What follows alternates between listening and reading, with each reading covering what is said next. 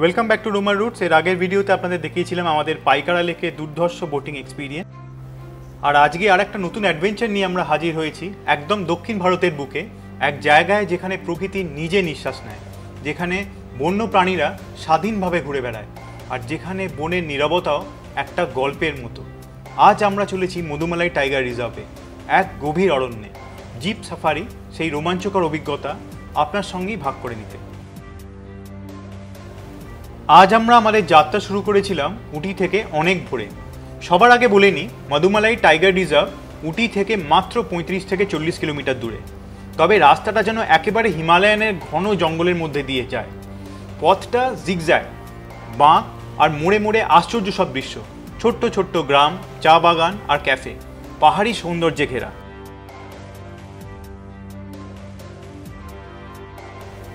ঘন্টা দেড়েকের মধ্যেই আমরা পৌঁছে গেলাম থেপাকাডু ফরেস্ট চেকপোস্টে। এখান থেকেই শুরু হয় মূল জিপ সাফারি। এখানে গাড়ি থামাতে হয়, টিকিট কাটা হয়, আর বন দফতরের নির্দিষ্ট জিপে উঠেই শুরু হয় আমাদের জঙ্গল সফর। তবে এখান থেকে আমাদের মূল পয়েন্ট অব্দি যাওয়ার রাস্তাটাও কিন্তু কম সুন্দর নয়। আপনারা দেখতেই পাচ্ছেন আমরা অলরেডি টাইগার রিজার্ভ এলাকার ভেতরে চলে এসেছি, আর এখান অব্দিও কিন্তু আপনারা আপনাদের প্রাইভেট কার নিয়ে আসতেই পারেন। এখানে কিন্তু একটা মেজর স্ক্যামও আমি এখানে এসে নোটিস করেছিলাম। সেটা হলো যে এখানে কিন্তু অনেক প্রাইভেট কারও আপনাকে বলবে যে তারা সাফারি করাবে, যদি আপনি ধরুন গভর্নমেন্ট সাফারির টিকিট না পান। ভুলেও উঠবেন না, তারা কিন্তু কোর এরিয়াতে যেতে পারমিশন পাবে না। আমরা অলরেডি এসে গেছি টিকিটিং সেন্টারে। আর এখানে একটা ভালো জিনিস যেটা দেখে লাগলো, সেটা কিন্তু এখানে যেদিনকে যেরকম অ্যানিমালের সাইট সিইং হয় বা সাইট ভিজিট হয়, সেটা কিন্তু প্রপারলি মেনশন থাকে যে সেদিনকে কটা টাইগার সেদিনকে দেখা গেছে, কটা ডিয়ার দেখা গেছে, কটা হাতি দেখা গেছে। তো যার জন্য আপনি একটা আভাস নিতে পারবেন যে আপনি সেদিনকে দেখার চান্সেস কীরকম। তো এটাই ছিল সেদিনকার আমাদের জিপ। আর রাস্তাটা যেহেতু মেজরলি আপনাকে অফ ট্র্যাকের মধ্যে দিয়ে যেতে হবে, তাই এটা কিন্তু সবসময় রেকমেন্ডেড। আপনারা যদি এরকম বড় জিপ নেন, 10 সিটার জিপ, সেটাতে কিন্তু সবসময় আপার টায়ারটাই প্রেফার করবেন, তাতে জার্কিংটা আপনাদের একটু কম লাগবে। এখন আমরা কোর এরিয়াতে ঢুকিনি, তার আগেই আমরা দেখতে পেলাম যে রাস্তায় যে মেন রোডটা আছে সেখানে কিন্তু জঙ্গল থেকে কিছু হাতি বেরিয়ে এসছে। তো আমি বুঝতেই পারছিলাম যে একটা অপূর্ব সাইটিং হতে চলেছে সেদিন। মধুমালাই টাইগার রিজার্ভ শুধু একটা জঙ্গল নয়, এটা হলো নীলগিরি বায়োস্ফিয়ার রিজার্ভের এক অমূল্য অংশ। 1940 সালে এটিকে একটি অভয়ারণ্য হিসেবে ঘোষণা করা হয় এবং পরবর্তীকালে 2007 সালে এটিকে টাইগার রিজার্ভ হিসেবে ঘোষণা করা হয়। এটি কর্ণাটক, কেরল ও তামিলনাড়ুর একটা যৌথ প্রয়োগ আপনি বলতে পারেন। ফলে এখানে বিভিন্ন প্রজাতির বন্য। মধুমালাই শব্দটির অর্থ হলো প্রাচীন পাহাড়ের পদদেশে। আর এই জঙ্গলের প্রাচীনত্ব বোঝা যায় এখানকার ডাইভার্সিটি আর এখানকার বিবিধ ল্যান্ডস্কেপ দেখে। আর এছাড়া তো আপনাদের বিভিন্ন অ্যানিমাল স্পিসিস আছেই, যেটা এখানকার সৌন্দর্য আরও বাড়ে।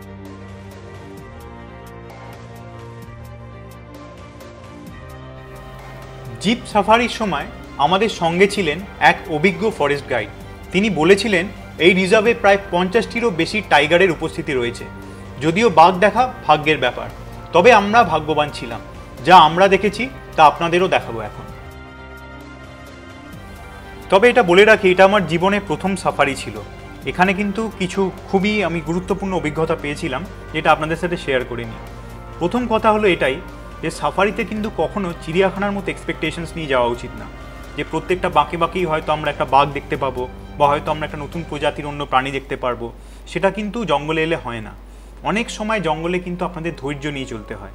আর অনেকটা কিন্তু ডিপেন্ড করে আপনাদের কোন টাইমে আপনারা যাচ্ছেন, কীরকম গাইড আপনাদের সাথে আছে, আর সব থেকে বড় কথা আপনাদের ড্রাইভারের অভিজ্ঞতা। কারণ জঙ্গলে কিন্তু সাইলেন্স মেনটেন করাটা খুবই গুরুত্বপূর্ণ। যেমন এখানে দেখুন, একটা জলাশয়ের ধারে আমরা একটা ডিয়ার স্পটিং করেছিলাম, কিন্তু এই ডিয়ারটা বলে নাকি এখানকার খুবই একটা লোকাল ডিয়ার, কিন্তু খুব কম সাইটিং হয়। কিন্তু এটা তখনই সম্ভব হয় যখন আপনাদের যে ড্রাইভারটি আছেন তার যথেষ্ট জ্ঞান থাকবে যে কোন জায়গাতে কোন স্পিডে কীরকমভাবে গাড়িটাকে নিয়ে গিয়ে যাওয়া উচিত। আদারওয়াইজ গাড়ির শব্দেও কিন্তু অনেক প্রাণী পালিয়ে যায়। যেমন এখানেই দেখুন, চোখে পড়ল হরিণের দল, চোখে যেন শান্তির ছবি। তারপর কিছুটা একটা দূরেই পাহাড়ের বাঁকে দেখি বাইসনের একটা বিশাল দল। ওদের গভীর উপস্থিতি একদম স্তব্ধ করে দেয় চারপাশের প্রকৃতিকে। কিন্তু আমাদের সবার শ্বাস আটকে গিয়েছিল যখন জঙ্গলের মধ্যে একটা খোলা মাঠে আমরা দেখলাম একটা হাতির পাল। ছোট্ট ছানাগুলো মাটিতে গড়াগড়ি করছে, মা হাতি পাহারা দিচ্ছে। ওই মুহূর্ত মনে হচ্ছিল জঙ্গল আমাদের চোখে সরাসরি প্রকৃতির সবচেয়ে সুন্দর সিনেমা তুলে ধরেছে।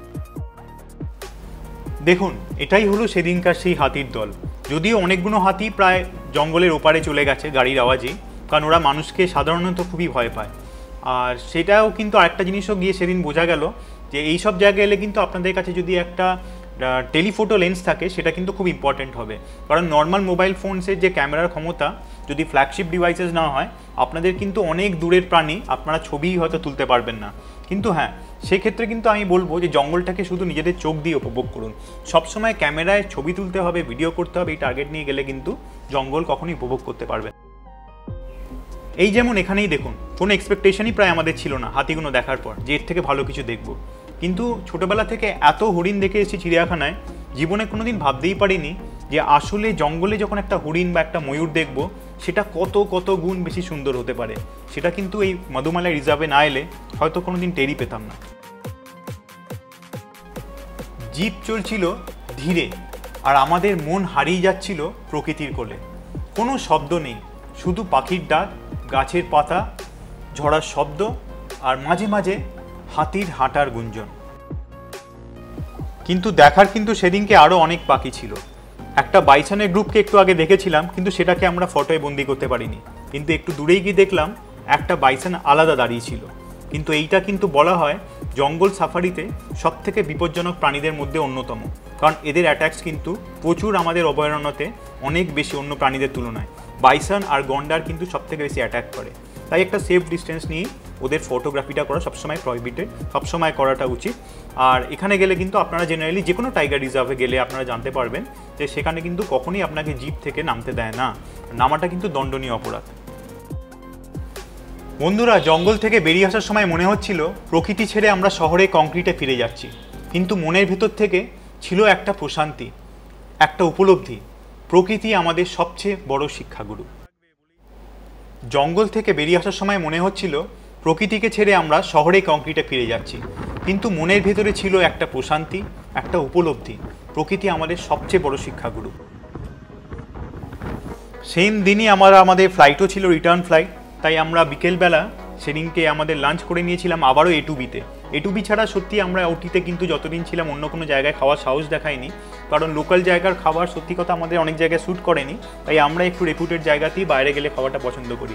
এটুবি এখানকার একটা বিশাল বড় ফ্র্যাঞ্চাইজি, তাই যারা যারা সাউথ ইন্ডিয়ান ফুড পছন্দ করেন কিন্তু একটু আমি বলবো নর্থ ইন্ডিয়ান টাচ দিয়ে, তারা কিন্তু অবশ্যই এটুবিকে প্রেফার করুন। এছাড়াও এখানে রয়েছে এখানকার একটা খুবই বিখ্যাত সুইট শপ, এখানকার লোকাল সুইট শপ আপনারা চাইলে সোভিনিয়ার হিসেবে বাড়িতে নিয়ে যেতেই পারেন। খাবার কোয়ালিটি প্রথম দিন থেকেই ভালো লেগেছিল, তাই আমি এখানে কিন্তু বলবোই যে উটিতে যারা আসবেন এটুবিকে অবশ্যই প্রেফার করুন। কিন্তু অ্যাডভেঞ্চারে তখনও বুঝতে পারিনি, তখনও কিন্তু শেষ হয়নি। আমরা ফেরার পথে তখন দাঁড়িয়ে গেলাম প্রায় একটা 1 ঘন্টার জ্যামে। কারণ কি জানেন, যে সেই সময় গভর্নরের গাড়ি পাস করছিল, আর এখানে গভর্নরের গাড়ি যেখান থেকেই পাস করে সেখানে নাকি দুদিকেই পুরো নো এন্ট্রি করে দেওয়া হয়। জানি না এখন অবধি আমাদের এখানে আমাদের রাজ্যে তো এখন অবধি এরকম কিছু দেখিনি, বাইরের রাজ্যে এটা একটু অবাকই লেগেছিল। বাইরে যেহেতু একটা পলিসি সবসময় মেনটেন করে আসি আমরা, যে বেরোবার অ্যাটলিস্ট 2 ঘন্টা এক্সট্রা টাইম হাতে রাখার, সেটা কিন্তু এবারে খুব কাজে দিয়েছিল। আমরা যখন কোয়েম্বাটুর এয়ারপোর্টে পৌঁছলাম তখনও কিন্তু আমরা দেখলাম প্রায় 1 ঘন্টা হাতে রেখেই আমরা পৌঁছে গেছি। ফ্লাইট খুব সহজেই ধরে নিতে পারবো। আর একটা জিনিসও আপনাদের জানিয়ে রাখি, অনেক বড় এয়ারপোর্টই আপনারা দেখবেন বড় লাগেজ কিন্তু স্ক্যানিং করা হয় না, ডিরেক্টলি আপনাদেরকে চেক ইন করতে দেয়। কিন্তু এইখানে কিন্তু আপনাকে বড় লাগেজ স্ক্যানিং করিয়ে তারপরেই আপনাকে ট্যাগিং করাতে হয়। তাই এটা আমার মনে হলো যে জাস্ট একটা অ্যাডেড ইনফরমেশন আপনাদের দেওয়া দরকার। আসার সময় যেভাবে আমরা একের পর এক ফ্লাইট ডিলে দেখেছিলাম, যাই হোক ফেরার সময় কিন্তু আমরা এত ফ্লাইট ডিলে পাইনি, একদমই ফ্লাইট অন টাইম ছিল। এবারেও আমাদের চেঞ্জ করেই ফ্লাইট ছিল, এখান থেকে আবার চেন্নাই, আবার চেন্নাই থেকে কলকাতা। কিন্তু এইবারে ভালো লেগেছিল যে এখানে কিন্তু আমাদের ইন্ডিগো এয়ারওয়েজের নতুন এই যে অ্যাডিশন, এটাকে করেন্ডন বলছে ওরা, ওদের কাছে নাকি এটা একটু কম্পারেটিভলি প্রিমিয়াম এয়ারওয়েজ। আমাদের যদিও সেটা একদমই মনে হয়নি, কিন্তু যাই হোক একটা নতুন ফ্লাইটে আমরা চড়া। যারা ফ্রিকোয়েন্টলি আমাদের মতনই এয়ারওয়েজে ট্রাভেল করেন তাদের হয়তো শুনে হাসিই পাচ্ছে, ইন্ডিগোর আবার প্রিমিয়াম। হ্যাঁ সত্যিই তাই, হাস্যকর আমারও লেগেছিল যে চেঞ্জেস বলতে গেলে অ্যাজ সাচ সেরকম কিছুই নেই। উল্টে ভেতরে গিয়ে কেবিনটা দেখলাম উল্টে আমাদের নর্মাল ইন্ডিগোর যে প্লেনগুলো থাকে তার থেকে কম্পারেটিভলি কিছুটা। তো টেক অফের সময় আপনাদের দেখিয়ে দিচ্ছি আমাদের এই ছোট্ট সুন্দর কোয়েম্বাটুর শহরকে, এইবারের মতো লাস্টবার। তো দেখেই নিন আপনাদের কোয়েম্বাটুর শহরটা কতটা সুন্দর, আমাদের ফ্লাইট থেকে দেখছিলাম। শহরটাকে মোটামুটি আমার ভালোই লেগেছে। এখানকার মানুষ, এখানকার ডিসিপ্লিন, এখানকার রাস্তাঘাট, প্রায় আমি যতবারই অন্যান্য জায়গায় যাব এখানকার সঙ্গে হয়তো একটা তুলনা টেনেই জানবো। কারণ এখানকার সিস্টেম্যাটিক ট্যুরিজম কিন্তু আমাকে অনেক কিছু শিখিয়েছে, যে আমি এত জায়গায় গেছি, এতটা সিস্টেম্যাটিকভাবে এখানকার ট্যুরিস্ট অপারেটার অপারেট করেন, সেটা কিন্তু আমি এর আগে কোনো জায়গায় দেখিনি। তো এটা আমাকে খুবই অ্যাপিল করে।